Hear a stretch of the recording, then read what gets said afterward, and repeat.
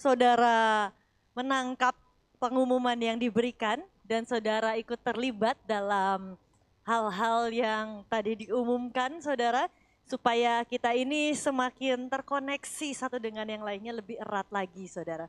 Saya rindu kita yang hadir di Bahasa Indonesia ini nggak cuma hadir pulang, istilahnya kayak jajan di restoran saudara, datang jajan pulang.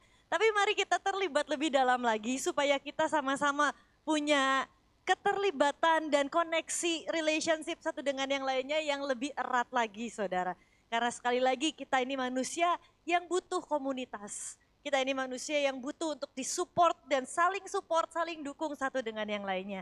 Dan dengan semua yang sudah difasilitasi oleh gereja ini, mari terlibat lebih dalam lagi. Mungkin simply memulai dari ikut olahraga dulu. Kalau yang sudah tua bilang, aku ikut olahraga gimana caranya, udah hampir rontok. Tapi saudara yang bisa ikut acara yang lain, ada banyak acara yang lain, banyak kegiatan yang lain. Tapi mari ikut terlibat saudara. Nah hari ini saudara, Tuhan taruh dalam hati saya tentang sebuah pesan, judulnya adalah dingin atau panas. Judulnya adalah cold or hot, hot or cold, hot and cold. Dingin atau panas.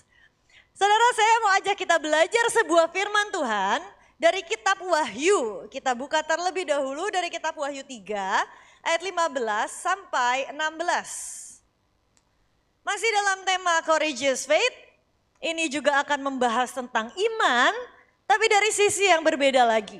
Saudara, setiap minggunya kita bahas tentang iman dari sangat banyak sisi.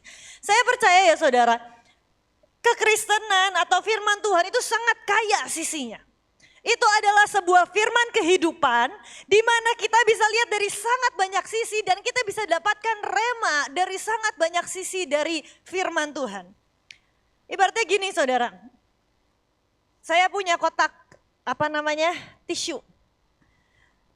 Minggu lalu kita bahas dari iman dari sisi sini. Kita bilang iman itu hitam. Kotak-kotak tisu ini hitam, warnanya hitam, bentuknya kotak.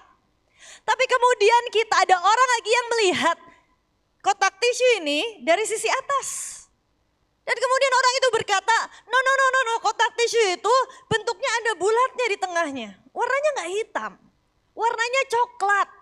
Dan ada tisunya yang mencuat keluar di sana. Tapi yang tadi melihat dari sisi samping berkata enggak, warnanya hitam kok kotak tisunya, ada lengkungannya. Saudara, sebenarnya yang salah siapa? Enggak ada yang salah. Hanya keduanya dan melihat dari sisi yang berbeda. Bahkan firman Tuhan lebih kaya dari hanya sekedar kotak tisu.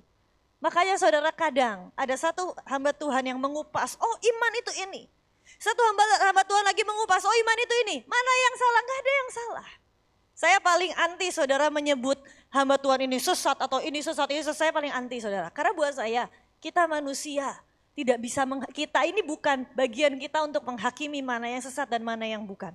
Biar Tuhan yang menghakimi, biar Tuhan yang menentukan. Kecuali sudah sangat menyimpang sampai ngomong bahwa keselamatan bukan dari Yesus, nah itu baru. Kalau udah melawan doktrin, udah melawan yang namanya benar-benar kebenaran firman Tuhan secara hierarki yang berkata bahwa Yesus bukan Tuhan, Yesus bukan satu-satunya Tuhan. Nah itu baru sesat saudara. Tapi kalau hanya tentang cara pandang yang berbeda, seringkali itulah yang terjadi di sekitar kita. Yang satu ngelihat dari atas, yang satu ngelihat dari samping, yang satu ngelihat dari bawah. Mana yang salah? Semuanya saling melengkapi. Nah hari ini kita mau kupas lagi tentang iman dari sisi yang berbeda lagi. Sudah berminggu-minggu kita bahas tentang yang namanya courageous faith.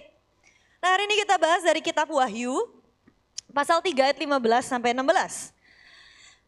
Tertulis begini oleh Rasul Yohanes, penulis kitab Wahyu. Aku tahu segala pekerjaanmu. Engkau tidak dingin dan tidak panas. Alangkah baiknya jika engkau dingin atau panas. Ayat berikutnya. Jadi karena engkau suam-suam kuku dan tidak dingin atau panas, aku akan memuntahkan engkau dari mulutku, kata firman Tuhan. Firman ini ditulis untuk jemaat di Laodikia. Satu pasal itu ada untuk jemaat Efesus, jemaat Sardis, jemaat Tiatira, jemaat Laodikia, dan ada dua jemaat Philadelphia dan satu lagi saya lupa apa. Saudara, tapi hari itu firman itu ditulis untuk jemaat di Laodikia, saudara. Tapi firman-Nya jelas berkata, karena engkau suam kuku dan tidak dingin atau panas, aku akan memuntahkan engkau dari mulutku. Hari ini makanya temanya, judulnya adalah dingin atau panas. Karena kalau kita di tengah-tengahnya, gak dingin, gak panas. Suam kuku. Gak panas, gak dingin. Firman Tuhan jelas berkata, aku akan memuntahkan engkau dari mulutku. Saudara, ada beberapa poin yang hari ini saya akan angkat untuk setiap kita. Yang pertama, kita buka dulu dalam 1 Korintus 10 ayat 21. Saudara, suam kuku adalah sesuatu yang Tuhan tidak suka. 1 Korintus 10 ayat 21, kamu tidak dapat minum dari cawan Tuhan dan juga dari cawan roh-roh jahat, kata firman Tuhan. Kamu tidak dapat mendapat bagian dalam perjamuan Tuhan dan juga dalam perjamuan roh-roh jahat. Berapa banyak saudara orang-orang Kristen yang hari Minggu datang ke gereja, hari Senin sampai Sabtu hidupnya ngawur. Minggunya ibadah, minggunya ngerasain hadirat Tuhan, minggunya udah kayak paling manusia paling rohani sedunia. Tapi dari Senin sampai Sabtu berubah jadi rohana. Berubah jadi yang kemudian kembali ke dunia. Itu sama seperti ayat ini. Minum dari cawan Tuhan di hari Minggu dan juga dari cawan dari roh-roh jahat di hari-hari lainnya. Yang menarik saudara, di bahasa The Message tertulis seperti ini. And you can't have it both ways, kata firman Tuhan di bahasa The Message. Banqueting with the master one day and slumming with the demons the next. Besides, saya nggak terjemahin karena tadi ayatnya udah diterjemahkan di ayat sebelumnya di bahasa Indonesianya tadi. Karena saya juga takutnya salah nerjemahinnya. The master won't put up with it. He wants us. Ini yang saya garis bawahi. All or nothing. Saudara, banyak orang ikut Tuhan setengah-setengah. Banyak orang ikut Tuhan cuma ngerasa bahwa ya yang penting aku dapat keselamatan. Aku pergi ke gereja, aku terima Tuhan sebagai Tuhan dan Juru Selamat dalam hidupku. Yang penting aku mendapatkan keselamatan. Tapi saudara, kalau engkau mau lebih dalam lagi dengan Tuhan, pelajari firman Tuhan. Semua firman Tuhan berkata, berikan segalanya. Firman Tuhan selalu berkata, kasihilah Tuhan Allahmu dengan segenap hatimu. Dengan segenap. Oh, semuanya, seluruhnya. Dia itu Tuhan pencemburu, saudara. Dia adalah Tuhan yang sangat pencemburu. Kalau saudara baca di ayat selanjutnya, ditulis bahwa Tuhan adalah Tuhan yang pencemburu. Dia Tuhan yang pencemburu, kenapa? Dia menginginkan kita seutuhnya, semuanya. Tapi banyak orang ikut Tuhan setengah-setengah. Do you think you can get off with anything less, kata firman Tuhan. All or nothing, kata firman Tuhan. Saudara, poin yang pertama yang hari ini saya mau sampaikan buat setiap kita. Ikut Tuhan, jangan setengah-setengah. Kadang orang bilang, ya yang penting aku kalau lagi masalah tentang bidang pelayanan, aku rohani lah. Tapi soal pekerjaan, oh itu adalah ruanganku sendiri, Tuhan gak usah ikut campur. Nilai-nilai kekristenan gak perlu ikut campur. Nilai-nilai Alkitab firman Tuhan gak perlu ikut campur. Tapi saudara, firman Tuhan berkata, kalau kita ikut Tuhan, jangan setengah-setengah. All or nothing, kata firman Tuhan. Tadi firman-Nya berkata, kita gak bisa satu hari ikut Tuhan, besoknya ikut dunia. Satu hari kita memberikan hidup buat Tuhan, besoknya di rumah kita berbeda lagi. Saudara, saya punya engkong yang saya rasa beliau adalah orang yang segenap hidupnya benar-benar apa adanya, saudara. Saudara, saya punya engkong yang gak membeda-bedakan mana pelayanan, mana saat di rumah, mana saat bersama dengan keluarga, mana saat di dalam pekerjaan. Dia bilang semuanya itu untuk Tuhan. Semuanya aku harus berikan semuanya untuk Tuhan. Bukan hanya di pelayanan saja. Di pelayanan beliau melayani. Di pelayanan beliau kalau misalnya habis selesai ibadah, dia yang gulungin karpet, sikatin karpet, ngangkatin kursi satu-satu ditumpukin. Karena kalau dulu di Bandung kursinya saudara setiap kali sebelum ibadah ditatain satu-satu. Setelah ibadah diberesin lagi karena itu di rumah. Jadi kalau hari biasa dipakai buat rumah. Kalau hari Sabtu dipakai buat ibadah saudara. Tapi di rumah pun, kalau misalnya di rumah, setiap kali saya mau pergi ke sekolah, beliau bukain pagar buat saya, cucunya cewek yang nggak tahu diri ini. Beliau bukain pagar buat saya, dia bilang itu juga pelayanan. Bukan hanya melayani saat di ibadah, di rumah pun setiap pagi sebelum saya pergi ke sekolah, beliau akan doain saya dan koko saya. Dan kemudian kami pergi ke sekolah. Saya mau pergi ke sekolah, beliau akan bukain pagar buat kami. Kami pergi ke sekolah, beliau tutup pagar, dada-dada, dan beliau masuk ke dalam baca Alkitab. Saudara, jangan sampai kita kotak-kotakan hidup kita. Dan berkata, ya yang ini bagian Tuhan, yang ini bagian saya. Tapi mari ikut Tuhan, all out. Mari ikut Tuhan, kita lakukan segalanya buat Tuhan. Kita berikan semuanya buat Tuhan. Ayat yang berikutnya saudara. Poin yang berikutnya, Roma 14 ayat 23. Kita baca sama-sama ya saudara. Suam-suam kuku yang pertama tadi, suam-suam kuku yang pertama bicara tentang jangan setengah-setengah. Kita melayani Tuhan, jangan setengah-setengah. Kita berikan hidup kita buat Tuhan, jangan setengah-setengah. Lakukan all out. Yang kedua saudara, Roma 14 ayat 23. Kita baca sama-sama 1, 2, 3. Tetapi barang siapa yang bimbang, kalau ia makan, ia telah dihukum. Karena ia tidak melakukannya berdasarkan iman. Dan segala sesuatu yang tidak berdasarkan iman adalah dosa. Bentar, minum dulu saudara.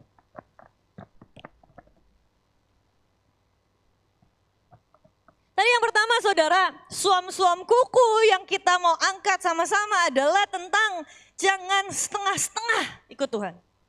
Tapi yang kedua hari ini saudara, suam-suam kuku yang kita mau ambil intisarinya adalah tentang jangan bimbang, jangan ragu-ragu. Saudara, banyak firman Tuhan, banyak ayat dalam firman Tuhan menyebutkan bahwa kita ini ikut Tuhan jangan ragu-ragu, jangan bimbang saudara.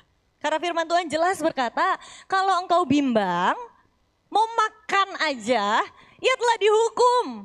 Karena tidak melakukannya berdasarkan iman. Courageous faith adalah iman yang gak ragu-ragu. Courageous faith adalah iman yang mantap, iman yang berjalan bersama dengan Tuhan. Terus pastor, kadang kalau kita lagi gak percaya, kita lagi ragu-ragu gimana? Saya biasanya saudara kalau doa sama Tuhan tentang keraguan-raguan, saya bilang Tuhan aku percaya.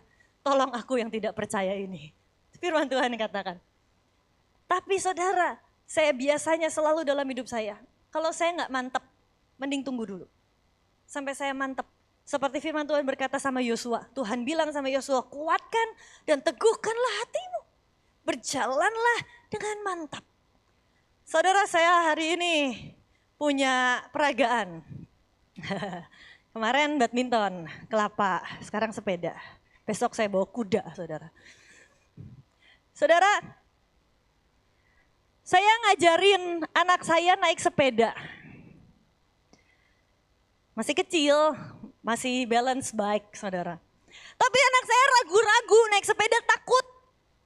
Tapi apa yang terjadi, saya coba bilang, Jova, ayo mantep, jangan ragu-ragu, udah jalan aja, paling-paling jatuh.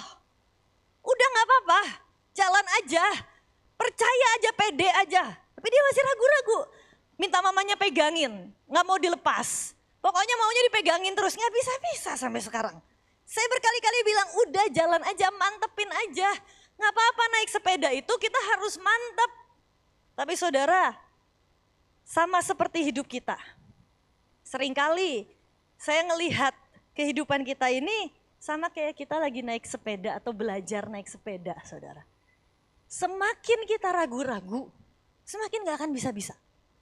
Tapi ada kalanya justru kita harus take courage dan berkata, aku mantapkan hatiku. Gak ada selingan. Saya jadi gak mantap jalannya ini, saudara. Ada kalanya kita harus berkata, aku memantapkan hati, beraniin aja. Udah paling-paling jatuh, paling-paling sakit. Daripada kita gak jelas kanan kiri. Gak ada perbedaan dalam hidup kita. Saya taruh dulu biar saya mantep. Mana ya? Saya gak ada kantong lagi. Lihatin sini. Nah, bisa gak? Gak bisa. Gak apa-apa. Dan saat kita mantap, saudara, justru itu bisa kita kerjakan. Bentar ya, saya putar balik dulu. Saudara, seringkali dalam hidup ini ya, kita ini ragu-ragu dalam segala hal. Mungkin gak terucap. Engkau bisa ragu-ragu saat engkau naik sepeda. Mungkin gak terucap, tapi itu kelihatan dari hasilnya. Saat engkau ragu-ragu, engkau justru gak akan bisa mantap melangkah. Tapi justru saat engkau berkata, Tuhan, aku mantap melangkah bersama dengan engkau. Jalanin aja. Tuh, itu kalau ragu-ragu, saudara. Karena satu tangan. Harusnya hari ini saya request pakai handheld, saudara. Tapi saudara, sekali lagi, itulah dalam kehidupan. Makanya firman Tuhan berkata dalam kitab Yesaya berkata, janganlah engkau bimbang karena aku ini Tuhan Allahmu, kata firman Tuhan. Jangan ragu karena aku ini Tuhan Allahmu. Dan kalau engkau berdoa meminta sesuatu, firman Tuhan berkata, memintalah dengan mantap, jangan seperti orang yang ragu-ragu. Firman Tuhan berkata, memintalah, berdoalah seperti engkau sudah menerimanya. Dan jangan ragu-ragu. Kalau kita ragu-ragu, justru itu akan membuat kita goyang dan sangat mudah diombang-ambingkan oleh dunia. Saudara, saya ini, sebentar.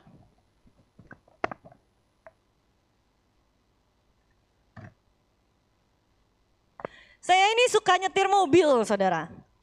Kebalikannya dengan suami saya. Suami saya ini alon-alon asal kelakon. Lebih tenang, orangnya lebih tenang, lebih santai. Saya sering gemes, saudara.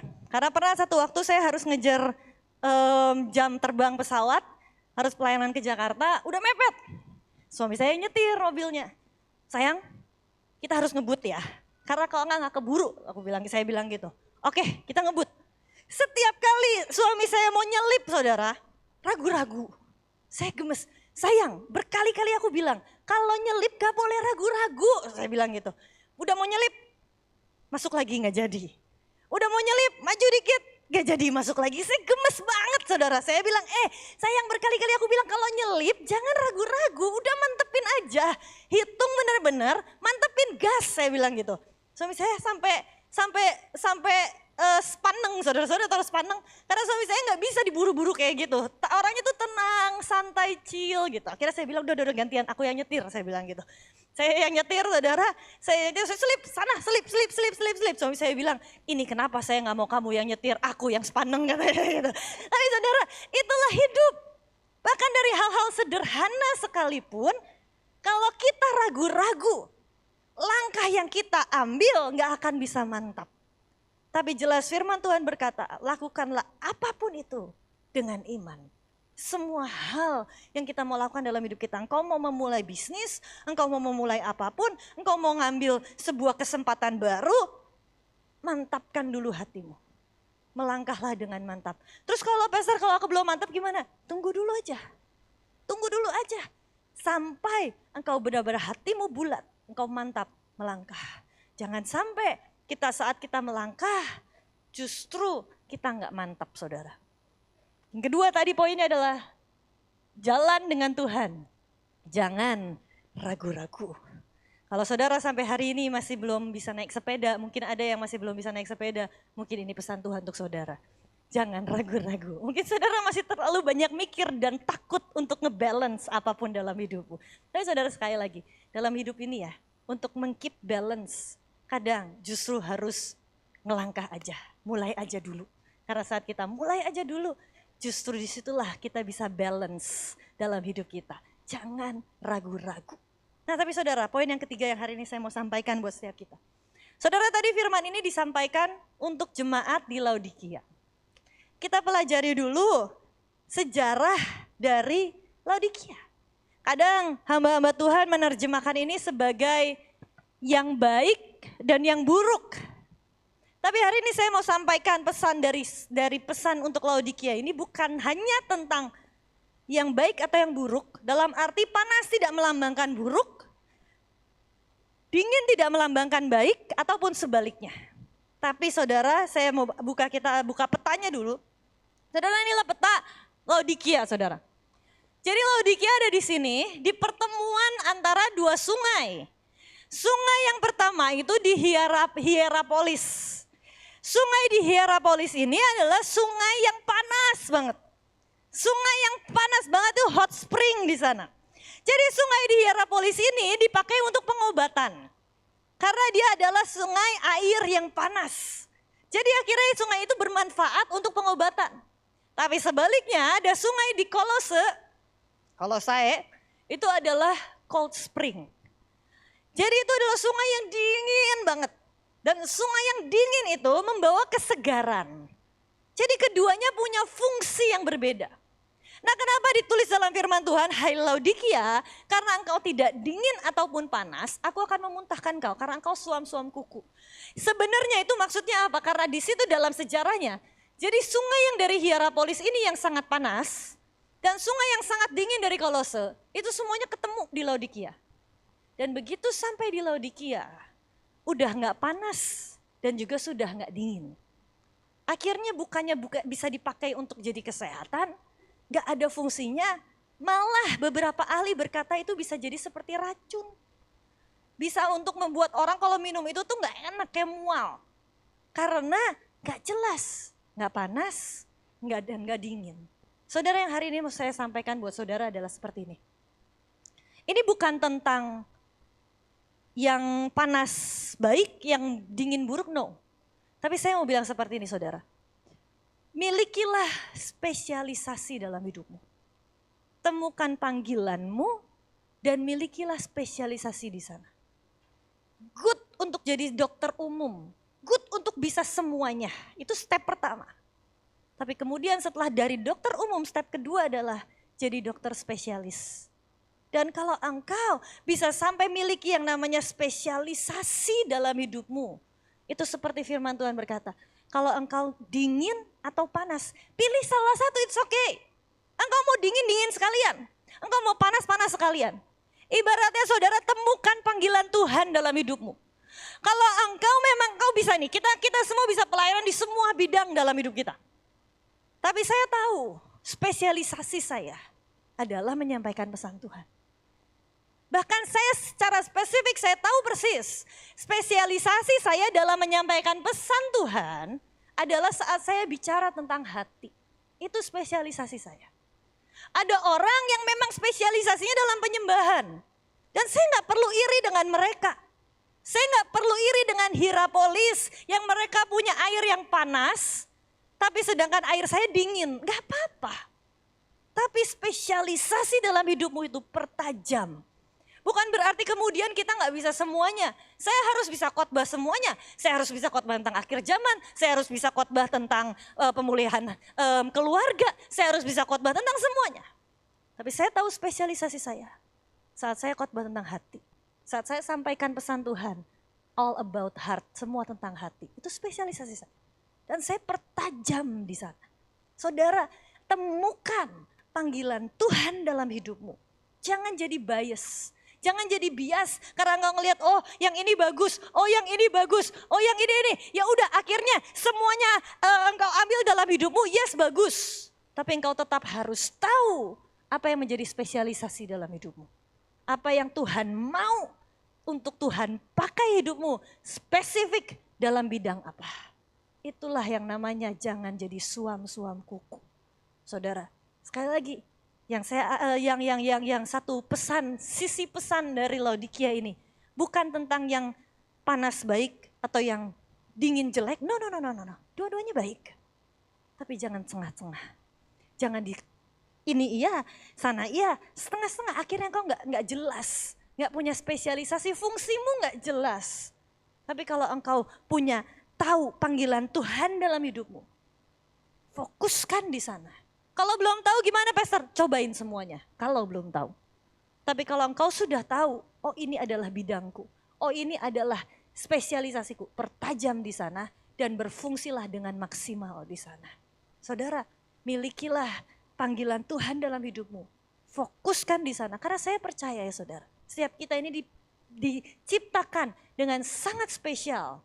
Kita ini diciptakan sungguh-sungguh sangat spesial. Gak ada satupun yang dilahirkan tanpa fungsi dan tanpa panggilan Tuhan dalam hidupnya. Jadi temukan panggilan Tuhan dalam hidupmu.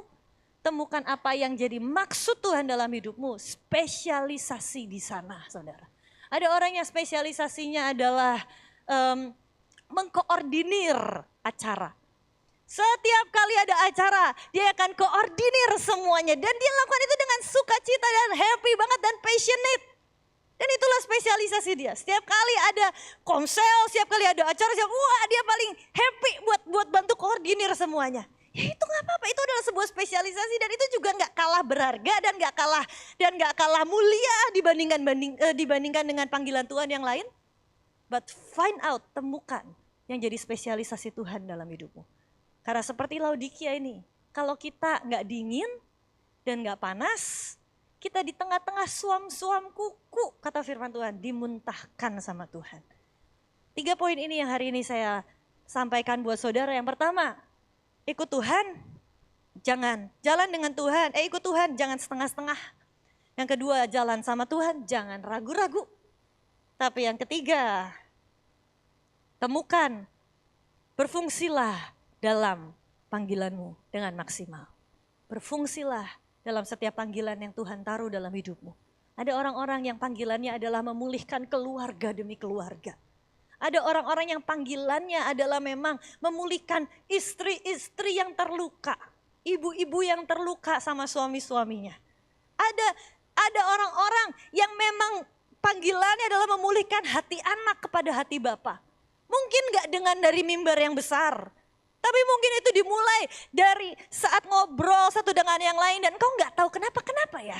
Semua yang datang sama aku, semua yang merasa terberkati sama aku adalah orang-orang yang ibu-ibu yang terlukai sama suaminya. Yang suaminya selingkuh lah, yang suaminya judi lah, yang suaminya ninggalin lah. Dan selalu aku jadi berkat untuk mereka. Itu panggilanmu saudara. Ada orang-orang yang panggilannya memang adalah untuk mungkin sosial menolong orang lain. Dan selalu engkau begitu hidup saat engkau bisa bantu orang. Engkau begitu hidup saat engkau bisa tolong orang lain. Engkau begitu hidup saat ada misalnya pelayanan ke desa-desa miskin.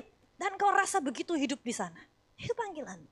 Temukan panggilan Tuhan dalam hidupmu dan berfungsilah di sana. Jangan jadi suam-suam kuku. Kau cuma jadi jemaat doang dan kau gak temukan panggilanmu. Itu menjadi suam-suam kuku kata firman Tuhan. Gak jelas, gak panas dan gak dingin. Tapi hari ini mari sama-sama kita minta Tuhan. Dan kita juga dengan kesadaran dan dengan sebuah kesengajaan memilih untuk tidak suam-suam kuku. Hari ini milikilah iman yang mantap. Berjalan bersama dengan Tuhan. Courageous faith adalah bukan suam-suam kuku. Courageous faith adalah saat kita mantap, jelas, all out. Dan saat kita tahu panggilan Tuhan dalam hidup kita. Panas atau dingin. Gak ada yang salah. Gak ada yang lebih mulia, gak ada yang lebih rendah. Tapi keduanya berharga dan penting di mata Tuhan. Hari ini saudara sebelum kita tutup ibadah hari ini. Ada Koden yang akan hari ini memimpin doa saudara buat kita semua saudara. Saya nggak tahu apa yang Koden beliau akan lakukan, boleh sambil musik aja sambil diiringin. Siapa tahu beliau mau nyanyi, mau konser.